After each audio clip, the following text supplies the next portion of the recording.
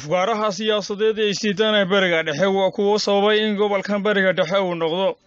mid dhaxal u helay rabshado aan damin kuwaasoo ay qaarkood madaxa la gelayaan qarniyo dheeraad.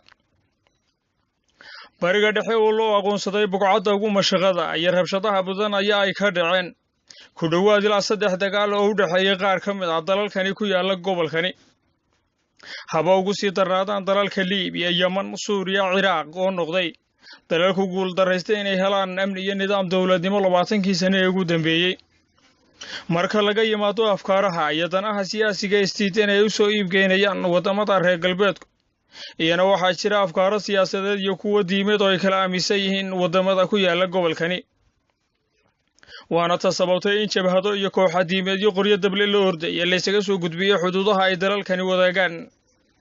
kacdoonada rabshadaha wata abuurista jabhado magacyo kala duwan siita haba ugu sii sheeganaadaan kooxaha jihadaloosayaasha ahiye waa kuwo ay inta badan isu adeegsanayaan labada dal ee inta badan saamaynta xooggan kula siyaasadda bariga dhexe. labadaasi dal ayaa kala ah dalka Iiraan iyo boqortooyada Sacuudiga oo iyagu aan weligood dagaal toos ah isku qaadin, balse isu adeegsada dagaal afka ah oo ku qotoma afkaaro siyaasi iyo kuwo diimeed.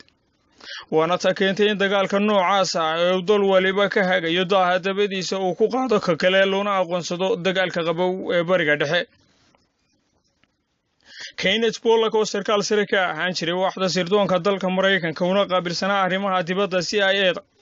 walibana isagoo ahaa xeeldheere ka faallooda arrimaha militariga bariga dhexe gaar ahaan gacanka Persia, waxa uu sheegayaa in dalalka Sacuudiga iyo Iiraan ay yihiin kuwa xaabo ku shidaya inta badan rabshadaha iyo dagaal diimeedyada bilaa jihada ee ka socda bariga dhexe,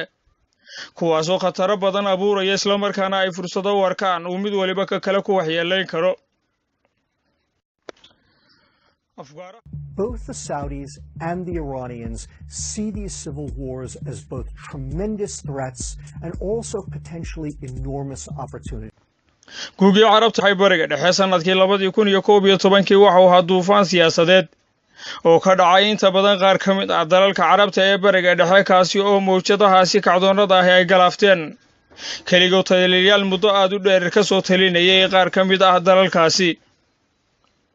khubarada ku xeel dheer isla markaana ka faallooda arrimaha bariga dhexe waxay sheegayaan in kacdoonadaasi ay ahaayeen kuwo ay si dadban ugu lug leeyihiin dowladda Iiraan iyo boqortooyada Sacuudigu. waana sababta keentay in taariikhyahanada iyo xeeldheerayaasha siyaasaddu ay ku macneeyaan dagaalkani daahadabadiisa laga hagayo ee u dhexeeya Sacuudiga iyo Iiraan inuu yahay dagaal qabow, maadaama aanu jirin dagaal toos ah oo dhex maray labadani dal. haddaba dagaalkii ugu horreeyay ee loo bixiyay dagaalka qabow waxa uu ahaa mid haatan laga joogo ku dhowaad qarni barhkii dhex maray dalalka Mareykanka iyo wixii la isku oran jiray midowgii Sofiyeetka, kaasi oo noqday midkii ugu caansanaa wixii ka dambeeyay dagaalkii labaad ee dunida ee 1945. xilligaasi labadani dal oo mid waliba u soo xulduubtay sidii uu noqon lahaa awoodda koobaad ee aan lagaga daba hadlin, kuwaasoo tartan ugu jiray inay dal walba uu calankiisu ka dulbado dalalka kale ee ku yaala daafaha caalamka. inkastoo aanu jirin dagaal si toos ah oo la isku adeegsaday hub oo dhex maray dalalkani, haddana mid waliba waxa uu ciyaarayay dagaal diblomaasiyadeed oo ku saameysanayo xulafo uu mid waliba ku yeesho dalalka kale ee dunida, iyadoo keentay inay kala taageeraan kaligood xilligaasi ka talin jiray wadamo ka mid ah dunida iyo inay abuuraan jabhado kala taabacsan. waxaanay garoodda isku dareen goobo ku yaala wadamo kale ay ugu caansan yihiin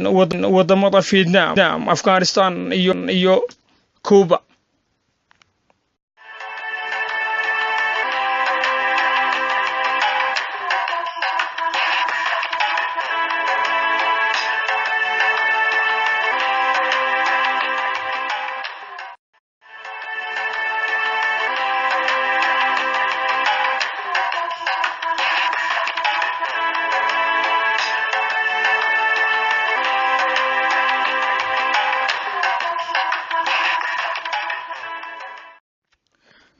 haddaba sidaasi salamid ah dalalka Sacuudiga iyo Iiraan waa labada dal ee ugu awoodda weyn bariga dhexe haddii ay ahaan lahayd dhanka dhaqaalaha iyo cududa ciidan, waana ta keentay